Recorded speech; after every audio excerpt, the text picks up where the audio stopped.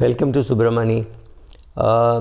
Year end is a time when many of us make resolutions, write it down beautifully, then break it in the month of January itself. Or some of us are resilient enough to go and break it in February, right? That's what resolutions are meant for.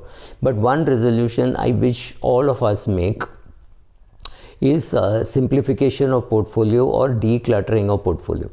So sit down with the person who is going to handle your portfolio when you are not around. So if you are a man, talk to your spouse, talk to your wife. If you are a wife who is managing all the money, and today I am finding increasing number of women who are managing money, then talk to your husband about it. Talk to your children about 12 as to saying these are the assets that I have, and this is what if I die, this is what you have to do. Now this is a very difficult task to do if you're going to do it afresh, but yes, sometimes it is important that if you're, suppose you're a bachelor man or a woman, you're a bachelor or a spinster, and you are living with your parents. Your parents are say 82 and 83 and or 82 and 85 for all I care. So having this conversation is very difficult because you are 60, your parents are 83 and 82 and 85 or whatever. Having a conversation saying, look, if I die, this is what you have to do. It is easy to talk to your wife and children about that, but very difficult to take that conversation to your parents, especially if you are single and after you there is nobody to look after the money and to look after your parents. You have to find an alternative now.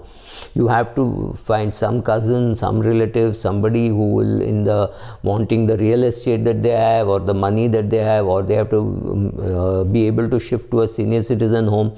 It may not be a bad idea for you to shift to a senior citizen home with your parents. Sorry, I am digressing. Very important for you to sit with that person and understand whether that person wants to invest in equity at all. If he or she does not want to invest in equity, does not want to invest in so many mutual funds, best is to move the money slowly into an index fund.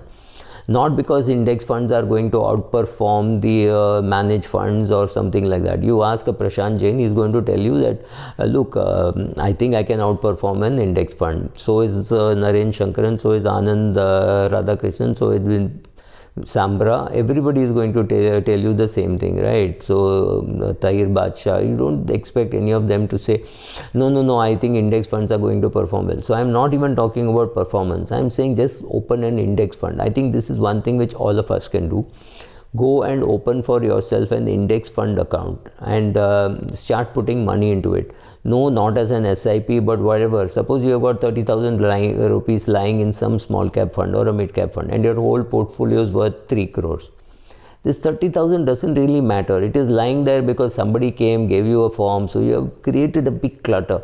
How to stop the clutter? Take away all these funds which and put it into an index fund. Treat the index fund like a savings bank account. Whenever you have money, wherever you see you have kept some 10,000 rupee fixed deposit, break it. Don't break it. Let it get matured. Put it into an index fund. Keep accumulating everything in an index fund. That's the best way to simplify. I'm not saying it's the best way to improve performance, but it is definitely the best way to simplify. And for a person who is not at all interested in investing in mutual funds, at least they will know that this is one account where I can put money whenever I want and withdraw whenever I want. Treat it like an emergency fund, treat it like a fixed deposit, treat it like anything.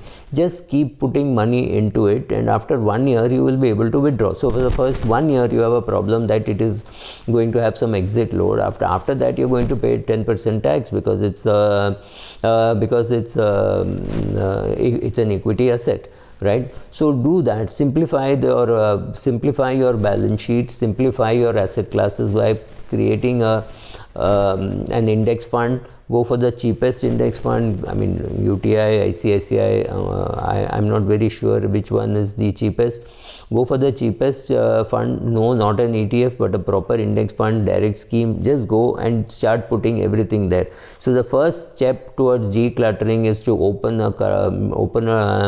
an index fund putting all your money, wherever it comes from. You got a bonus, put it into that. You got treat it like a liquid fund, treat it like a savings bank account, treat it like that, because after 10, 20 years, 30 years when it is running, you won't even realize what is your cost and what you've removed, because you would have put something in 2021. When you're removing it in 2032, does it really matter, right? So don't worry too much about timing. So use that is one way how you can simplify. I'm assuming this is only within the equity class.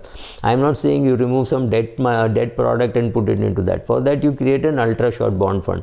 So an index fund and an ultra short bond fund can both perform your work which a savings bank account does. And we need to do this because saving bank account is taking us for granted and paying us 1%, 2%, 3% kind of returns. The worst I've been getting is, I think, 2% in bank, which I've just closed down. So when people are taking you for granted, you need to know how to react. So definitely, sorry, but this is a digression again. So this the index fund and ultra short bond fund are not meant to improve your yields, but to simplify your life. And so sit with your spouse and explain as to what you're doing, saying, I have this large cap fund, I have this mid cap fund, I have this technology fund, I have this pharma fund, but all other funds I am just taking and putting into an index fund. After some time, I may take my US fund and put it into an Indian index fund, or I may take my US fund and put it into a world developed market index fund. I may do any of those things, but right now this is the program. All the 17 funds in which we are invested, I am bringing them slowly into the index fund. This helps you consolidate and make your portfolio shorter but higher value, instead of keeping it long with 20,000, 30,000, 80,000, 1,42,000, and your biggest fund being something like 42 lakhs. Then all the others put together is 20 lakhs. This is not done. You might as well consolidate. So consolidation and decluttering mean more or less the same thing in this context. What else can you do to simplify your portfolio? Definitely something which you can do is see whether, index fund and ultra short bond fund, the other solution is of course BAF. So see in that BAF how much of equity you want, whether it has exactly that amount of equity. So put it in a BAF, because that will solve your problem of looking at equity and debt separately.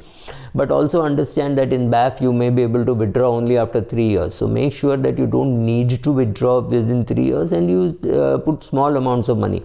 The advantage of putting it in BAF is you will be able to put your debt also into it, and you don't have to think too hard. So tell your spouse, tell your children, look, I'm going to use this BAF as an all-weather fund. Whenever I have money, I will put in. Whenever I need money, I'll remove. Or it could even be a multi-asset fund, whereas you get some exposure, you get some exposure to gold also, right? So tomorrow another multi-asset could come which would include REIT.